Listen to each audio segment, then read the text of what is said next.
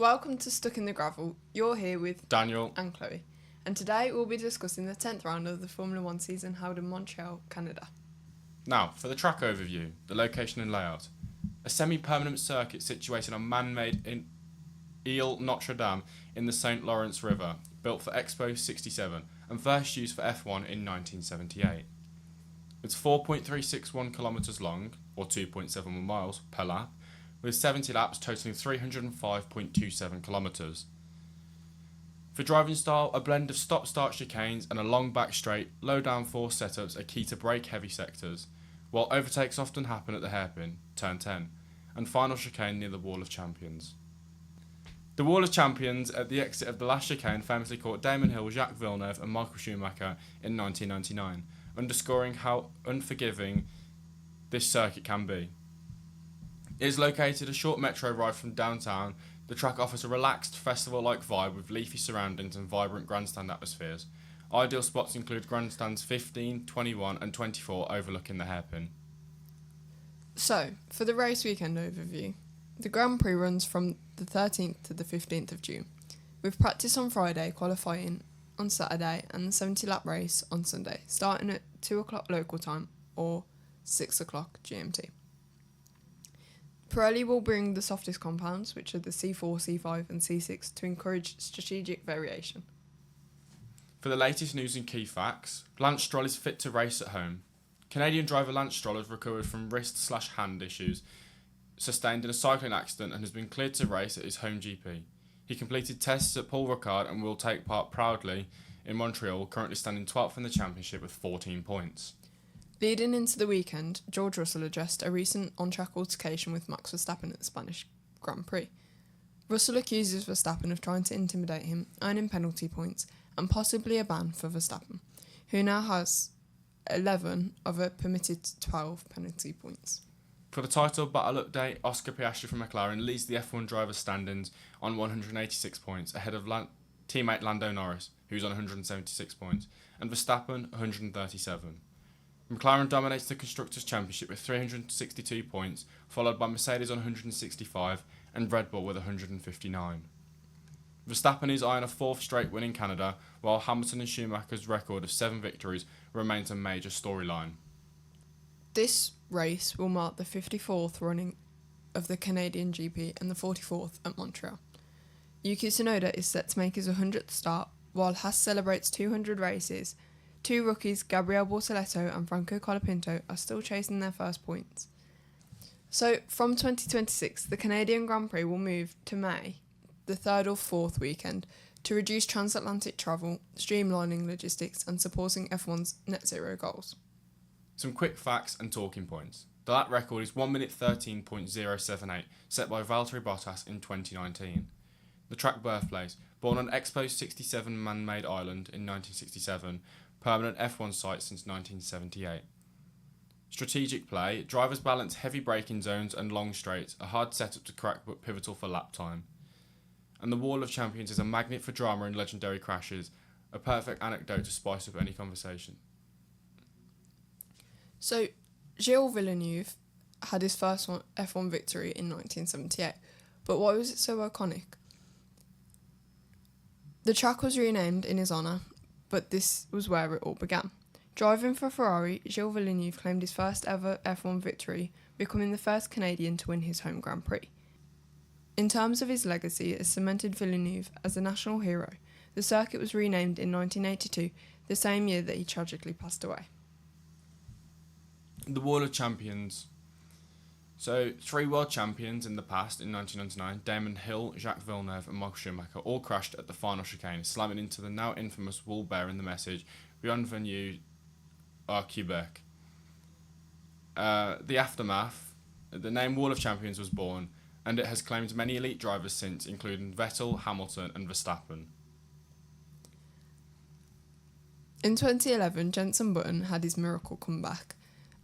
After the longest race in F1 history, which was 4 hours and 4 minutes due to rain, red flags and multiple safety cars.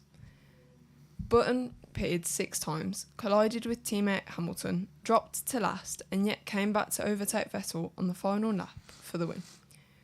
So why is it so drew. Well, it's arguably one of the greatest comeback victories in F1 history. Robert Kubica's redemption in 2008. Some of the backstory is Kubica suffered a terrifying crash at Montreal in 2007, hitting the wall at over 230 kilometers an hour, heading into turn 10. A year later, he returned and won his first and only Grand Prix here with BMW Sauber.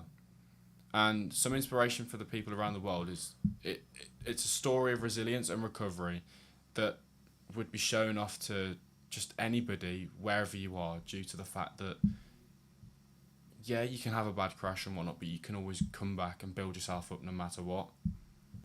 And in 2007, Lewis Hamilton secured his maiden victory in only his 6th race, dominating from pole. And it marked the rise of a future 7-time world champion. This win was his launching pad. Sebastian Vettel's controversial penalty in 2019. Vettel ran wide under pressure from Hamilton and rejoined the track in a way the stewards deemed unsafe, forcing Hamilton off. A 5-second time penalty cost him the win, even though he crossed the line first. Vettel switched the first and second place signs in Parc Fermé in protest, sparking global debate on F1 rules. Now for a bonus fact. Montreal has one of the highest safety car deployment rates on the calendar, averaging 0.79 per race over the past 2 decades. Some of the F1 movie buzz, Brad Pitt's F1. A new trailer for the F1 movie starring Brad Pitt has been released, featuring a haptic experience where your phone vibrates in sync with engine noise, gear shifts and more. Directed by Joseph Kosinski and co-produced by Lewis Hamilton, the film premieres in the US on June 27, 2025 and in the UK on June 25th. So, for racing and driver news, Nico Hülkenberg has confirmed that he will not be juggling F1 and Le Mans entry in the same year, citing the 24 race demands of modern F1. Arvid Lindblad, the Red Bull Junior, has received an FIA Super licence ahead of turning 18, allowing him to participate in practice sessions this season. And amidst speculation about Ferrari and Alpine, Red Bull boss Christian Horner confirms he's committed to his current team, saying that my heart and soul are in this team. Canadian GP and F1 season developments. Verstappen is 1 point from a ban. He carries 11 penalty points, just 1 away from a suspension, intensifying the spotlight at the Canadian Grand Prix. Russell versus Verstappen tensions. George Russell commented that Verstappen was trying to show who's boss after their collision in Spain, saying he got it wrong. The Canadian driver Lance Stroll has passed medical tests and will compete at his home Grand Prix following his recovery from a wrist injury. The Austrian Automobile Association has voiced opposition to updates in the FIA statutes related to governance, but reforms passed with 83.35% support in a meeting in Macau. And F1's 2026 calendar remains stable, but Liberty Media is exploring additional venues from 2027 onward, now that they've introduced a bit more slack in scheduling. Technical and regulatory updates. The FIA is tightening aerodynamic rules, reducing permissible front wing flex, likely to temper McLaren's aero advantage. New driver cooling systems will be mandatory in hot races, adding 5 kilograms to car weight under those conditions. So, for quick stats that you should know, are McLaren's dominance, with Piastri and Norris leading the charge, both with 8 podiums this season. Piastri has scored in every race so far, marking a 35 race streak. Alpha's youth intake. Red Bull gives Arvid Lindblad his new super licence, and Mercedes have entrusted Andrea Kimi Antonelli as Lewis Hamilton's replacement, making Antonelli the second youngest point scorer in F1 history. So, for my F1 Academy poll, I've gone with Alicia Palmovsky. For my F1 Academy poll, I've gone for Ella Lloyd. I just feel sometimes, I think sometimes she's a bit, not further back in terms of, she's not like quality or anything. I think it's just some weekends getting the setup on point can be a bit difficult, and I think when she does perfect that setup, it's like she's there. Do you know what I mean? Yeah. For me, I think if she gets it, she's there. You know, she's there to fight for the win. So yeah. For the first race winner, I've gone with Maya Vug. See, now for me, I've gone for Eloy because I think if she converted from pole, I think a track like Montreal, it's like, there's long straights and whatnot, and there's harder like braking zones, and it's quite aerodynamic. But I think it's just a case of just being on point when you've got to be on point. I think if she goes in with the mentality that she's confident, then that whole mindset, I think, should be perfect for taking the first race. Yeah. I think going into my second race winner as well, I think that Maya Vug and Dorian Pin have both showed like consistency sort of and capability with converting into wins. Yeah. And then I think that Alicia Palmovsky has kind of showed consistency, not so much with like wins and stuff, but just like being in the points and stuff. But yeah, so my second race winner, I've gone for Dorian Pin. Yeah, I think you basically just summed up my point there, really, as to why I picked Maya Vug as my second race winner, because I think either her or Dorian Pin can, get off with what they need to get off with. They know how to lead a race, they know how to get a good start, and I think usually when they're on pole, it tends to be a flawless race and there's no real mistakes. Yeah. But yeah, it's going to be quite spicy for F1 Academy, to be fair. Moving on to F1. So for F1 pole, I've gone with Oscar Piastri. See, for me, I've gone with the exact same. I think he's just swinging his way with terms of momentum. Again, like I said this in previous episodes, I think momentum is flowing his way. He's getting everything he wants, effectively, out of the car. Yeah. I just think for me, with Lando, like we saw in Spain, he overpushed that. Like, we could see that, after his first run in Q3 at Spain, he was perfect. Like, I was like, that's a very good lap.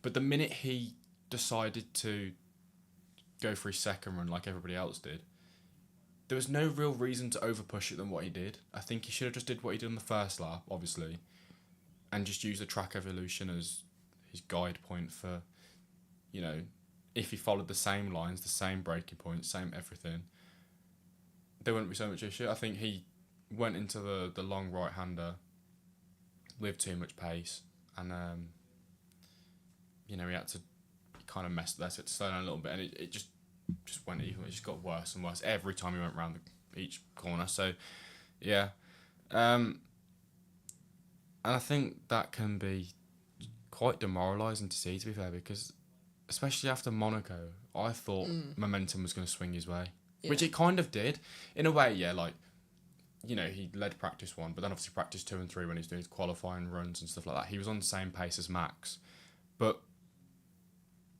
I just feel like maybe he wasn't showing his full potential. I don't know. You know what I mean? Well, I was quite torn, to be fair, between Oscar Piastri and Max Verstappen. I agree with you, to be fair, with what you said about Oscar. I think he's just showing. It's like off and on. He shows like so much promise in qualifying, and then sometimes it just doesn't go his way, or like he doesn't time the last lap amazingly, kind of thing. Yeah. And it ends up being that like someone else has timed it perfectly and just gets one more run, and because they've kind of got that bar, they're just able to push a bit more. But then I think that he's also quite a big contender for it. But then I also feel like Max Verstappen might be quite a big contender because he's done kind of... He keeps like popping up and then he just makes it harder. But I think especially with like Canada, weather conditions wise, like it could either end up being a decently warm day or it could end up colder and like wet. So it's between... See, now for me, I've gone with Lando again for winner. I think obviously, like I said about momentum, I think one lap pace is a bit of a, he dropped off considerably because of he overpushed the car more than what it was necessary. Yeah. Obviously, you're supposed to get 100% out of the car, but there's a limit where you go too far, and that's obviously messed you up. So obviously going back into qualifying and stuff like that, I think personally for me, I'm going to say Lando probably qualified P3. Yeah. I think Oscar obviously will take pole. Who's P2? I reckon either Max or a Mercedes. And to be honest, I think that'll be down to, like you said, retirements and getting the clean runs and obviously weather and stuff like that. We don't know, but in my eyes, I could see Lando getting third, having a great run down to turn one, and then obviously, I've got this in my head that I think Oscar's going to have an issue with his car, whether that's contact at turn one on lap one or whatever. And I think obviously considerably Lando's not in third. Well, he's going to be in third, so he's not going to lose many places like he did when he's in second. He's not going to drop back to behind Max or anything. It's just a case of he needs to keep himself in a clean position. I think that can happen, so it would work perfectly for him. Do you want to go into your other theory about? Well, I'll say mine quickly. I think that the winner's going to be Max because I don't know. I just have a feeling that he's going to potentially push for this one, maybe, because especially with this whole Austria and the release of his clause and all this kind of stuff. I feel Max, if anything, if he was to decide to leave Red Bull, which is kind of like a 50-50, he could, he might not. Yeah. I think he's definitely going to do it in Max's style of going out on a win. He's not going to go out in Yeah. He's going to push for the best he can get, so I feel like he might do quite well. But do you want to go into your theory of what you said before about where Oscar's going to go out? What did I say? I can't remember. Hitting a specific wall. Oh, yeah. So I just seem to believe that, it happened in 1999, like we've mentioned. I think the same could happen with Oscar. I think it's either turn one or it's Wall of Champions where he's going to hit the wall. And I think it could be the flow of state where the momentum just goes from sky high to down low. And I think it happens to a lot of drivers. It's called Wall of Champions for a reason, because it's collected so many champions over the years that, so I think that could happen, to be fair. You also mentioned that you think it, because of past evidence, that he might go on to win the championship. Yeah, I don't know about this season. Next year. I can't really say I don't know about this season because he's clearly leading the championship and he's got more wins. But when you look at consistency, it's proven that Lando's been there on his tail. And obviously, usually they win the championship the next season. It's always been quite what's the word? A bit of a I don't know what to call it now. Not like a curse, but like guaranteed, given. I don't know. I don't really think it's that, to be fair, but either way it happens, yeah. But I do think as well, going in with momentum, I think momentum's going to switch ways at Aston Martin. I think it's going all Fernando's way now. Yeah. It's not great for Lance that he's missed the race, clearly. Yeah. I was going to say, I do think that, as we mentioned earlier, it's great that Lance is back for his home race, because that would really suck to miss out on that one. But I think I have this kind of idea from how the fact that Lance has kind of been given all the upgrades first and he's kind of been the priority. But I think that after Spain with Fernando, I think that they're going to kind of prioritise Fernando again over Lance. So I feel like maybe going into this weekend, we might see Fernando doing better than Lance. Yeah. So, yeah. And I think to look out for. I think to top it all off as well with the whole Max situation at Red Bull, I think we've got to think that 24-hour Le Mans is this weekend. Next weekend's Nürburgring, I think, and then the week after is Spa. All 24-hour races. Now, it wouldn't surprise me if Max got his 12 penalty points, and it wouldn't surprise me if he took his race suspension to take part in a 24-hour race, because that is the most Max type thing to do, I think. Yeah. And this is where I really want to go into this point. Pave the way for Arvid Lindblad, because I believe that he is the future of Red Bull. Whether he wants to be at Red Bull or not, he's the future of Red Bull, in my opinion. I think Max had his time of being the future. Obviously, Max doesn't want to continue going much longer because of his family and stuff. He's got 4 world championships. He could become better than Hamilton and Schumacher, but does he want to? Doesn't really sound like he's interested. Yeah. He's got what he wants. He's happy. Well, not just that as well. Just kind of dwindling over it. I don't think Red Bull would have, like, sort of, because of that being mentioned and that whole news of, like, oh, if he's not sort of, like, successful within the championship, then maybe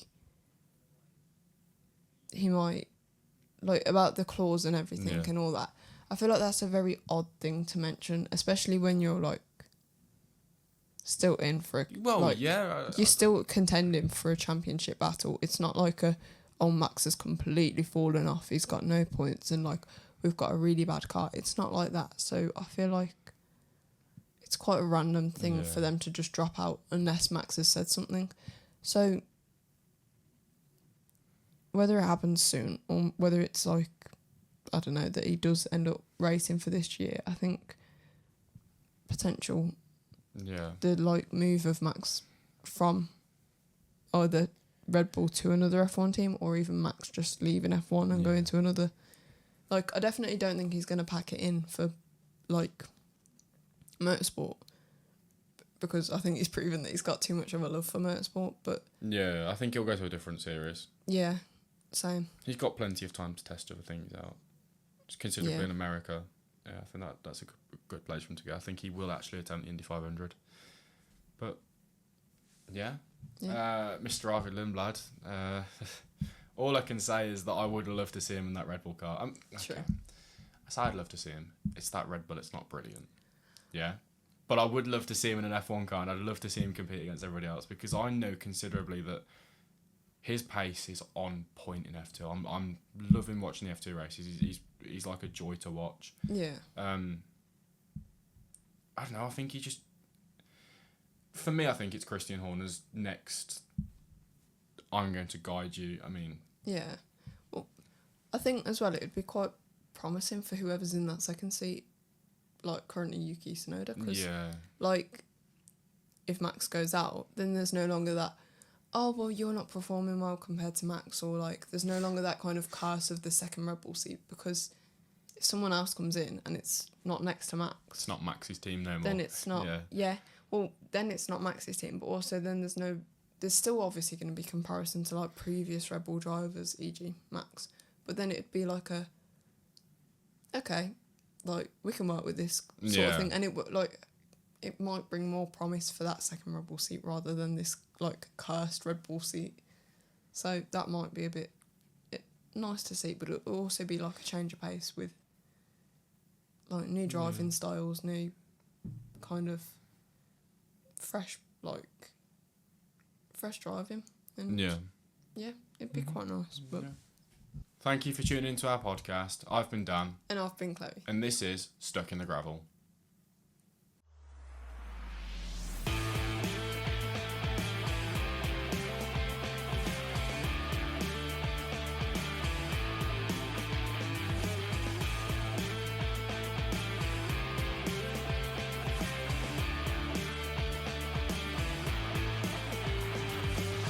This is KIC Radio.